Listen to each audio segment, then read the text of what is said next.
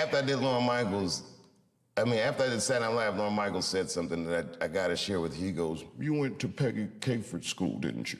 That's what he said. And I said, "I did." And he said, I want to say that Saturday Night Live, he goes, "Tell her I owe her money."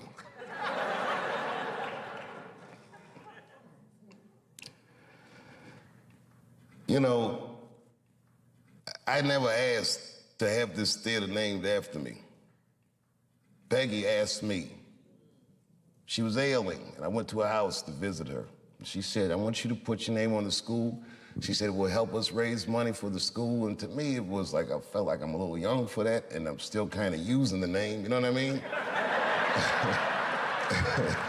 Let's see what I do with it first. You never know, you know. Like, imagine if OJ named his son OJ Jr. Oh, Dad.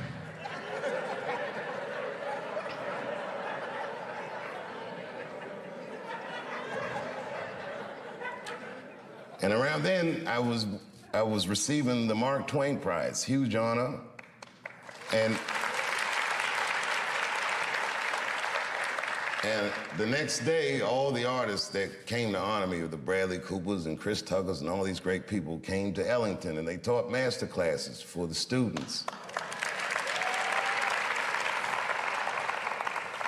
And Peggy Cooper Cafritz, as sick as she was, got out of her bed so she could be with her babies. She never left us. So I did it. Say, you know, whatever you want to do, however I can help, I'll do it. I got to tell you, if you quit a show like Chappelle's show, I don't know if you know what happens to you professionally, but I'll tell you what doesn't happen. They don't just say, "Well, good luck in your future endeavors." With that media, they beat me up. With their power, they tried to make me behave. It takes a strong person to stand out in the cold like that. And I swear to God, so much of the strength I got to do that, the inner warmth I got to do that, I learned in this school and from my friends who helped raise me.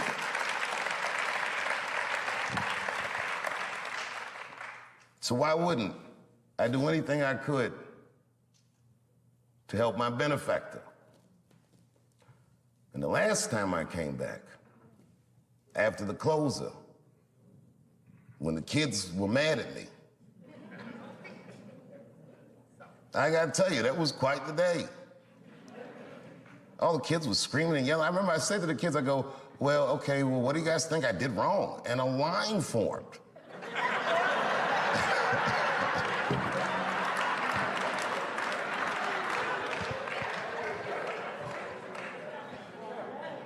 These kids said everything about gender and this and that and the other, but they didn't say anything about art. And this is my biggest gripe with this whole controversy with the closer, that you cannot report on an artist's work and remove artistic nuance from his words.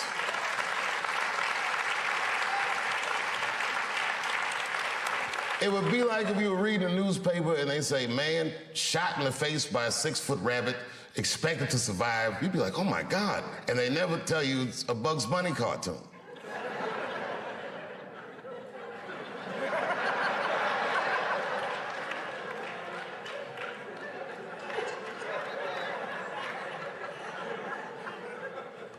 I took a lot of cold shots in show business. And I gotta tell you, as the years go on, you feel the shots less and less as just a business, is what you say. But that one, that day, boy, that day they hurt me.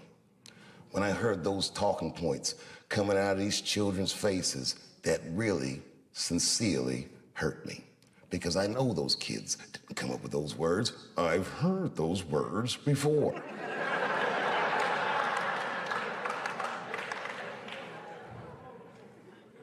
The more you say I can't say something, the more urgent it is for me to say it. And it has nothing to do with what you're saying I can't say. It has everything to do with my right, my freedom of artistic expression that is valuable to me, that is not separate from me.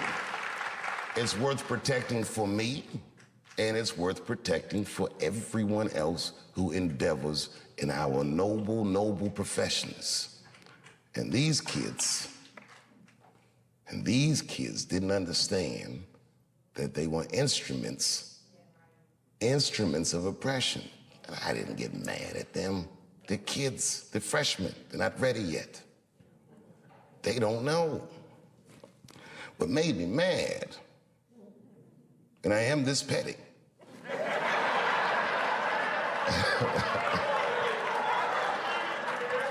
I ain't saying names.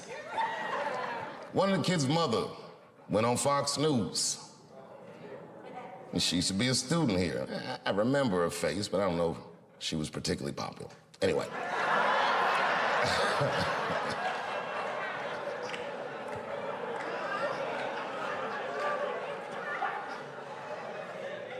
She was in the literary media arts department.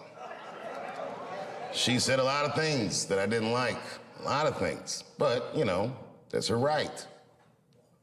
Things she said that got to me. She said, at Duke Ellington, that theater was a sanctuary for students. I used to sit there and meditate. Well, of course you'd meditate. You were a literary media arts student. We didn't meditate in here, we got to work. But okay, fine. I would sit in there and meditate, she said.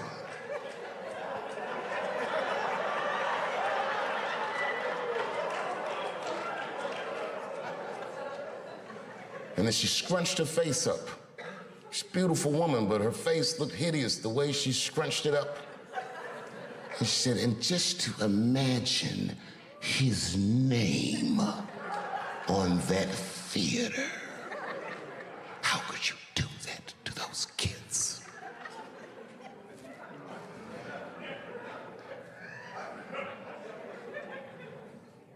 Listen.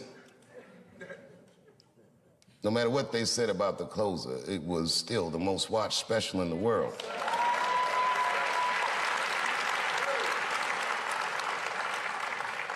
And I am still of the mind, and I say this with all humility, it is a masterpiece, and I challenge all my peers to make its equal. They cannot, I am sure.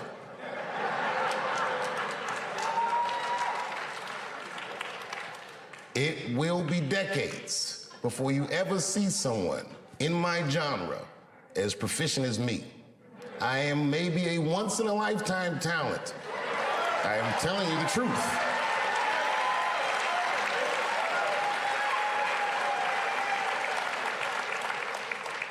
About 3 weeks ago, I saw in the newspaper that they said a man that was dressed in women's clothing threw a pie at the Mona Lisa and tried to deface it. And it made me laugh because I'm like, it's like the closer.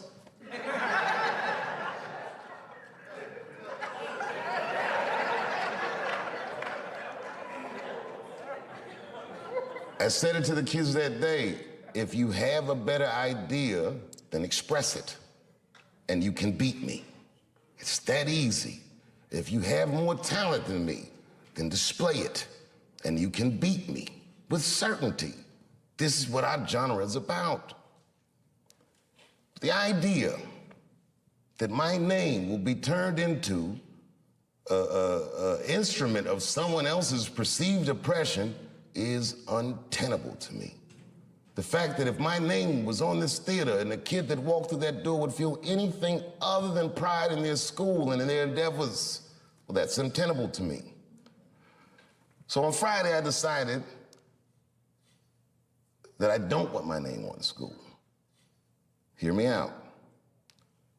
The Ellington family is my family. When this controversy came out, when the students were angry, at the height of their anger, they said, we still want to name the theater after you. They taught the kids about the nuance of art and activism, and to, I feel, a great deal of success. And it came around. So it's not that they did not want to give this to me. They're still my family. And I'm not going to say I don't want it. I'm going to say I'll defer it. Rather than give this theater my name, I would like to give these students my message to them. So it is with great honor that I unveil The new name of this theater, the Gerard Carmichael Theater. I'm just kidding. I'm totally joking. Let me see if I can get this here. This theater should be called the Theater for Artistic Freedom and Expression. I want that for myself, and I want it for every student that's educated at this school. And when and if you are ever ready, you can put my name right on top of that. I love you, Duke Ellington. Thank you very much. Thank you very much. Lifelong friends. As I get older, I appreciate my teachers more and more. But to tell you the truth, I appreciated them then. Teacher salary is, not necessarily what it should be. And when I think about that, juxtaposed to the dedication that the teachers, the time they would spend to me, the way they would notice, are you okay? Is everything all right? You look sad today. Any little thing, like a family member would. And they fostered an environment of almost absolute trust, like your parents. There's 2 lectures that I got at school that changed the way I do comedy, that turned a light switch on. It was 2 teachers. Donald Lease. Donald Lease, may he rest in peace. Maybe one of the single best educators that I've ever met in my life. He had a demeanor about himself that demanded excellence from his students. He would tell us incredible stories that I didn't believe. He claimed in one class, the song Killing Them Softly was about him. I was like, nah, nigga, not you. He told me he knew Donny Hathaway and Roberta Flack and all these people, these DC legends. He's a humble man, but he really demanded excellence.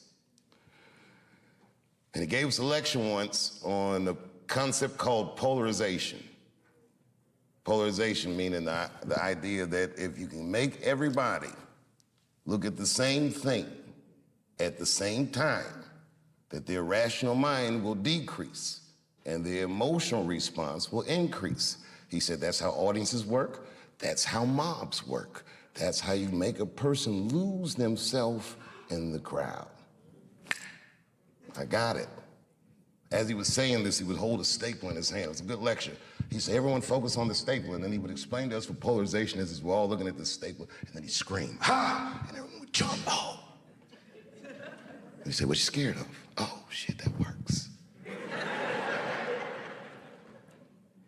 And ever since he did that lecture, I listened in his class intently. He was one of the only guys that I would always get straight A's from because I worked very hard, not to get his approval, but to avoid his disapproval. When we were coming up, they had a thing called juries. I don't know, do they still do juries? Juries is when all the department heads give you a piece to work on and they sit there and they make you perform the piece, and the criticism is brutal. We were kids. We didn't understand that they were preparing us for a hard world ahead. If you wanted a profession in art, they would tear us to shreds. The stress of a jury, and man, I never practiced. Because I didn't want to act.